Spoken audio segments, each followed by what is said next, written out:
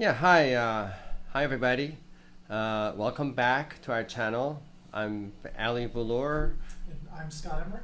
from Bulur Carl Immigration Group, and today we're going to talk a little bit more about federal litigation and mandamus and all the good things that can happen uh, because of mandamus, right? So our past videos, clips, and our discussion on Instagram and so forth has been about mandamus. Typically, when there's a delay in processing of a visa application abroad, or the case being stuck, domestically, whether it be through background checks, multiple reasons as to why a case may be pending too long.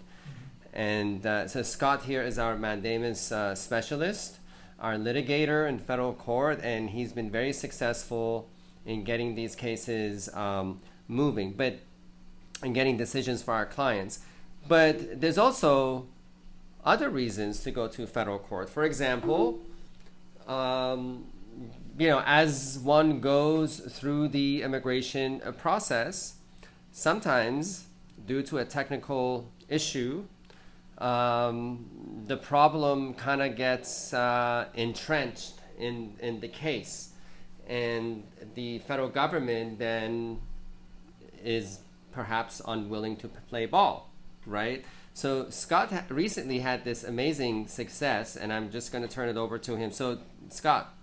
Yeah, so we had a client who was a long-time permanent resident. The problem was the government alleged that she got her permanent residency through fraud because she claimed on her visa application that she was female, which she identifies as, but she was born male. So they said, you lied to us in 1983 or whatever it was that she applied for the visa. You lied to us, and therefore you can't naturalize even though you've been a permanent resident for 20 years. So just to set it up, right? Our client was born a male. Yes. In Mexico, and then she changed her birth certificate. Yes. By hand. Yes. Right? Made it into a female name, then applied for a Mexican passport. Yes. Under the female identity. She got it. Yeah. Then applied for a U.S. visa. Based on marriage to her U.S. citizen husband. And she got that. She got that. Right? And she came here. After she came here, she actually fully transitioned. She was post-surgery for that. She legally changed her gender in the United States. However, with all of this, she tried to apply. And still married to the same person. Still married to the same person. Still married to the same person. Just amazing story. She applied for citizenship. And USCIS denied her citizenship because they said, you lied to us. You were actually male. You never should have been married in the first place because gay marriage wasn't legal at the time, and you were a man, and we don't respect your process in doing that, even though you were identifying as female at the time. Right, and then we tried to file for a waiver, or take her to immigration court. No, she was taken to immigration court before she found us. Okay. And that case was dismissed because it had been way more than 5 years. It was past the statute of limitations to actually remove her. So basically the government was wrong in taking her to immigration court. Correct. Because the government could not even deport her. Correct. So immigration judge closed the case. So then she came to us. Right.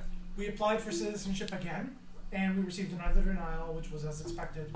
However, after the appeal of that with USCIS, we were able to file for review by a federal judge. Okay. We asked the federal judge, our case was that we asked the federal judge to recognize her transgender status, at the time of applying for the visa, because she had done all these steps that was in conformity with it since then. But before we had a court date, the U.S. Attorney's Office reached out to us, and we were able to get a deal by which she would readjust her status based on, again, the same marriage to the same guy in 1983 or whatever. And she would get a new green card, and it would be a clean green card, and in 3 years she could apply again. So we just went through that process, and she got her green card, and yeah, so she's still a permanent resident, but with a clean green card, and hopefully in 3 years or so, she'll be able to naturalize. Right. So all the stuff that we tried to do outside of federal court. So we said, okay, let her readjust. Which USCIS was not interested at the time. Not interested. Dealing with us at all. They weren't interested in reconsidering the naturalization. They were not interested in any of that stuff. But all of a sudden they got interested. After the U.S. attorney got it. After the U.S. attorney called. And really, I mean, to be honest, we didn't know we were going to be successful. I mean, it's just like any other litigation, you don't know. But we're grateful for our client to trust us with the work, because this was very personal for her. And it's a lot of painful memories that you have to, I mean, in your complaint that you submitted, I mean, you have to provide declarations, and it's a lot of painful memory for a young Mexican trans individual back in the 1980s trying to escape, you know, mayhem and certain death, to come to the U.S. and set up a family when even the United States didn't even recognize her family, really, until DOMA fell. And then she became legit, but USCIS would not accept her as legit. Yeah. Right? Yeah, so it's very personal, and we're grateful to our client. But the reason for this clip, really two reasons. One is to toot our own horn, because Scott has become a real expert in federal litigation. So if you have any cases that need attention, you know, that are going nowhere, give us a call. Scott will probably do you good. And then the other thing really is to express our gratitude to our client. She knows who she is, and really appreciate the trust and that she placed in us and our firm, and really, you know, we delivered. Yep. Right? Yep. Great. So thanks for listening. This is again Ali Boulor, Scott Emmerich from Boulor Carl Immigration Group, coming to you today from Los Angeles. Have a great afternoon. Bye, guys.